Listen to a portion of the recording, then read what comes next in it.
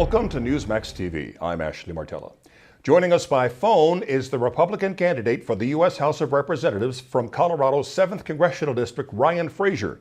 His 5 years of service in the Navy included his assignment to the National Security Agency. He's locked in a very close race against incumbent Democrat Ed Perlmutter to represent the district in the inner suburbs of Denver. Welcome to Newsmax TV again, Ryan. Thanks. It's good to be here. Okay, the district you're running in is very heavily populated by Democrats. Obama won it by 20 points over John McCain in 2008. Perlmutter easily beat his Republican opponents in both 2006 and 2008. Why do you think you're doing so well in your race? Well, I tell you, the 7th Congressional District is a swing district. If you actually look at the registration in the district, you'll notice that while in recent years Democrats have had an advantage, that in typical years it's evenly divided between Republicans, Democrats, and independent voters. When this district was first created just a few short years ago, about 10 years ago, it was represented by a Republican for the first two terms, first 4 years. And we have an opportunity here, I think, in 2010 to recapture this seat, I think, by getting Republicans and independents to come together and perhaps a few soft Democrats who are ready for some new leadership in Washington. What are the major differences between you and Perlmutter on the issues? Well, they're very, very clear. The differences couldn't be more stark. Congressman Ed Perlmutter voted for the failed stimulus package, which cost the taxpayers $814 billion. He voted for job-killing cap and trade, $840 billion, and would increase the cost of energy for every American family by $1,200. He voted for the bailouts, $700 billion, and he voted for Obamacare, $1.2 trillion.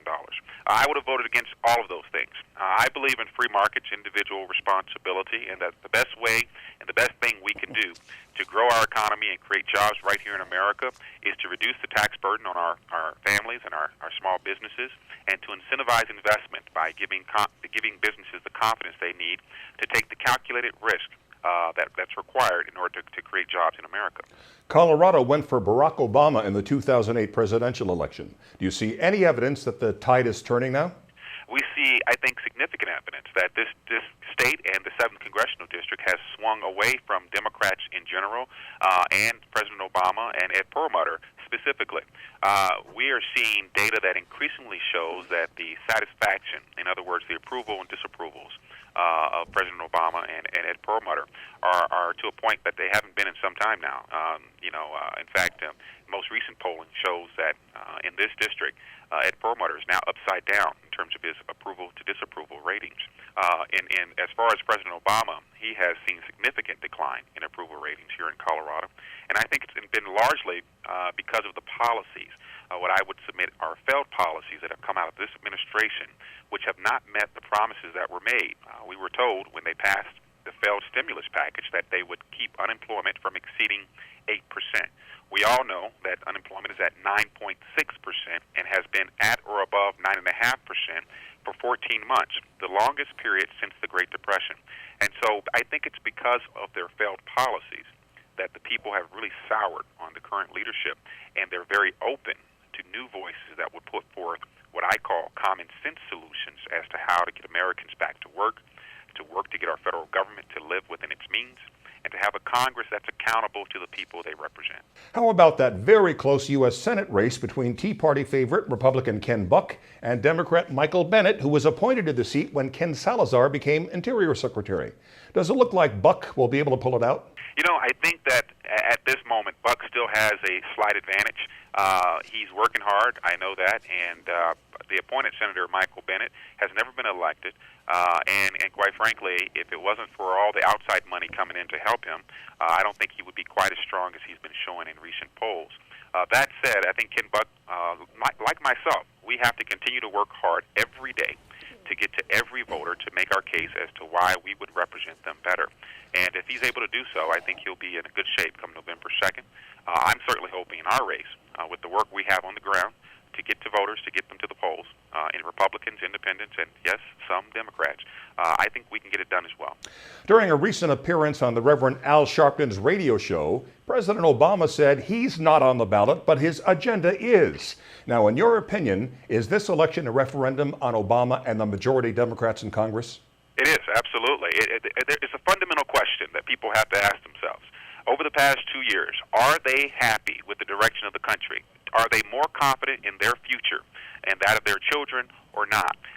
Based on that question, I think it is a referendum on the failed policies of this administration and this Congress and whether people are ready to embrace a new way forward predicated on common sense ideals, values, and solutions that can help get America back on a prosperous track. The odds appear to be very strong Republicans will win more than enough seats to take back control of the House. Now, if you're one of those pickups, what would your top priorities be as a U.S. representative? Well, first and foremost, it's to get to work on making sure we take steps to grow our economy and create jobs again. That's why I believe we need to extend the 2001 and 2003 tax relief measures for all Americans.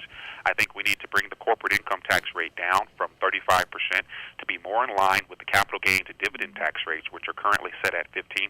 And I think we need to do more to make sure small businesses can have the ability to deduct 20% of their income so that they could use those additional resources to invest and hire new people.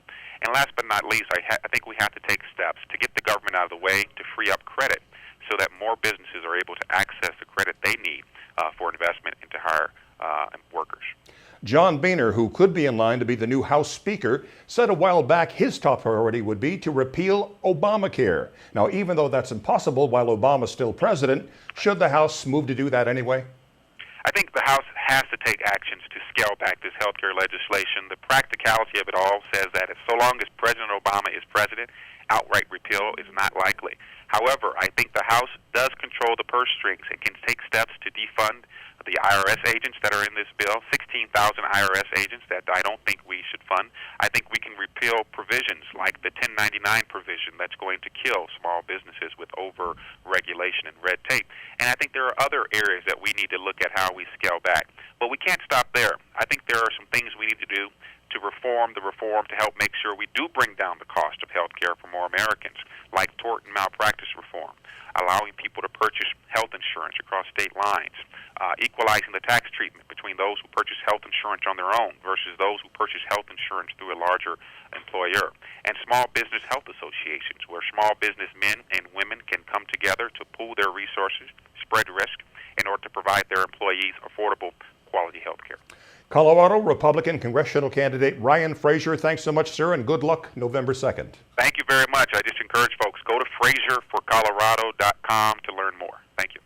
And thank you for watching Newsmax TV.